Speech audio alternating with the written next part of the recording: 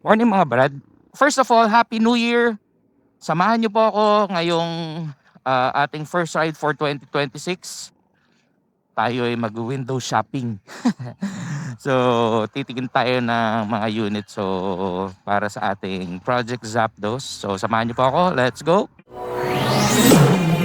Radically TV. Let's go. So, once again, Happy New Year mga brad. And I wish you all happy of course and prosperous 2026. So bawi tayo ng 2026 sa mga hindi ganun masyado kagandahan ng 2025. So bawi tayo sa 2026. Anyway, so yung may mga i-share ako sa inyo, no, regarding do sa last video ko. Kung babalikan ko yung last video natin, na sinare ko doon yung magiging project build, yung mga plano, and unti-unti ko na siyang medyo napagdidesisyonan. No? So, for the body, baka doon na ako talaga pumunta sa KTM RC200 because isa sa mga, sabi ko nga, pagdating sa build ng isang electric motorcycle, one of the considerations are yung ating chassis because yan ang hahawak ng battery mo and gaano kalaki yung battery na kaya mong ilagay.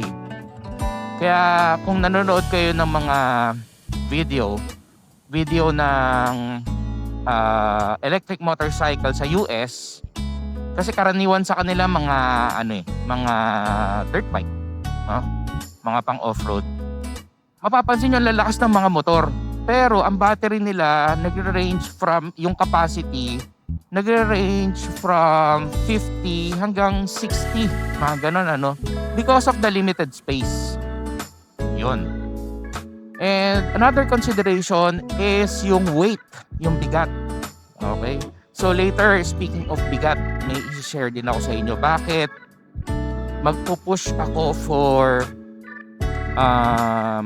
the QS165 kaysa sa QS180 which is an 8 kilowatt regarding sa sa weight, no?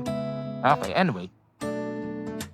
So yun yung mga consideration. So going back sa body kasi ang iniisip ko is yung kaha, no? Actually sa YouTube may gumawa na talaga nung KTM na RC, ginawang electric, si Dimitri, taga Ukraine yun. So panoorin niyo yan. Nga lang siya may dalawang version. May version siya ng hub and may version siya ng mid-drive, no? So yun. And nakita ko yung potential pagdating sa battery. Mga pouch batteries ang gamit, pouch cells ang gamit. Kaya malaki yung nailagay. So yun yung nakita ko. Although ang gamit niya ata, kung di ako nagkakamali, it's an 8 kilowatt or 5 kilowatt na mid-drive motor. So yun, no? Yun yung mga nakita ko. Okay? And of course, pagdating, hindi ko na-discuss pala last na video was the controller. Nag-iisip ako ng it's either the 7212 ng Far Driver or yung 72890. Okay? Kasi both have the continuous line or max line current na above 300, no? Yung 890, it's around 350 ang line, and ang AC current or yung phase current ay nasa 890. No? So yun yung mga consideration. And of course, nag-consult din ako kay Boss J, shout out kay Boss JR ng JRC Works.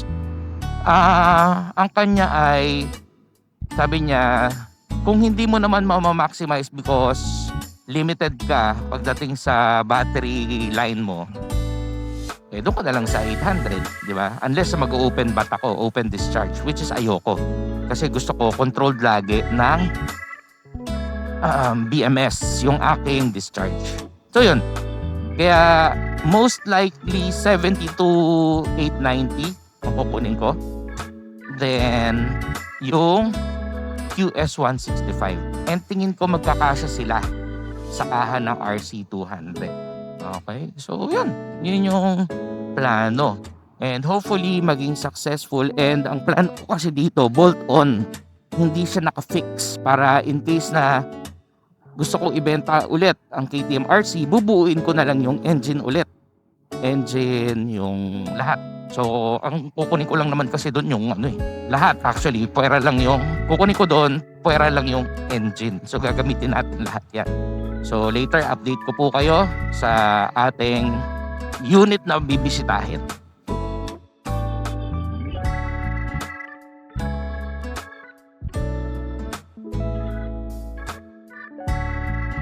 Okay, so yun. Nakita ko na yung unit na ating tinitignan, na ating pinaplano. So, hopefully, although may titignan pa kasi ako na isa pang unit mamayang hapon sa Marikina din, no? Na RC200. So, para at least meron tayong mga options. Sabi ko, mag-window shopping tayo muna. Okay, so, isa sa mga chinek ko rin is yung kanyang seat height. Kasi nakita ko, akala ko mataas ang RC200. Hindi naman pala, sakto lang. Parang ganito lang din pala ang seat height niya, parang si Phoenix lang din. Kaya okay siya sa akin, pasok sa akin, sa seat height ko. Pero na-intriga rin ako kasi sabi ko, this is my first manual na motorcycle, if ever. So baka habang naghihintay ako dun sa aking ipapa-import na mga pyesa, gamitin ko muna, no? Para matuto ako marunong naman ako mag-manual. Nga lang syempre dahil yung convenience ng scooter napakaganda. Diba talaga pag scooter, talagang twist and go. Doon kasi mamimili ka pa ng gears. So, ito kasi hindi. Ayun. Yan ang mga kagandahan nitong scooter type. Pero, well, gusto natin na mag-aralan ang manual. O tignan natin kung ano ang ride niya. Actually, nung sinakyan ko, medyo nasa soft side siya. So, in-expect ko kasi dahil since it's a sport bike, so medyo matigas yung kanyang suspension. Pero hindi, malambot siya. No? So siguro konting fine tuning for the suspension para masabi natin talagang track oriented bike siya. Hindi siya ganun, well, sa laki ko to, hindi naman siya mukhang maliit para sa akin. So sakto lang siya. Kaya tingin ko siya yung pinaka-perfect na unit para sa ating build.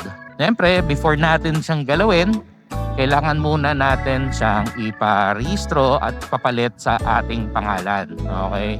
Kasi kung bakit i-share ko ulit sa inyo bakit gusto ko ng conversion. Kasi kahit papano, yung motor nakarehistro naman na. Yun lang, hindi pa siya nakapalit ng category or change engine to electric. Pero sana yun yung maging isang option para sa atin, di ba? Yes, given na limited lang yung options na hindi kagaya ng mga built for electric talaga na bike. Ito kasi, kinonvert mo lang siya na dating gas. So maraming mga limitations din. Hindi kagaya ng mga di gasolina na talagang like for example, yung battery box, talagang pasok talaga siya. Wala ka ng conversion na gagawin. Dito kasi ang dami mong conversion na gagawin. And isa sa mga things to consider pagdating sa mga conversion is of course yung kanyang mga aftermarket parts.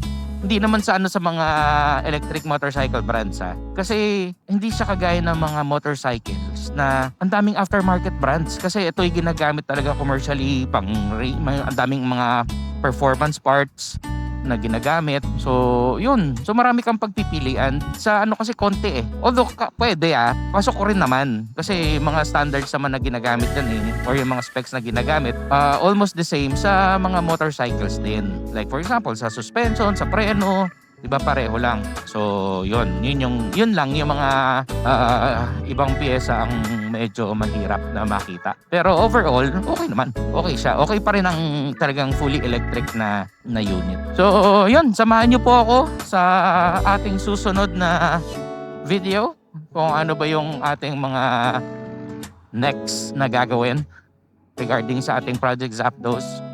So baka tanungin nyo bakit Project Zapdos? Kung mapapansin nyo, lahat ng aking mga pangalan ng aking mga units ay galing sa bird o sa ibon. Kasi ako po ay isa sa, di ako Chinese, pero Chinese animal ko ay isang metal rooster or para siyang phoenix, di ba? So ako ay 1981. Kaya yun po, no? Zapdos, kung mga batang 90s, pamilyar kayo sa Pokemon, yan po ay isa sa mga legendary birds ng Pokemon, which is Zapdos, Articuno, di ba? Yung mga ganun, nakalimutan kayo sa apoy.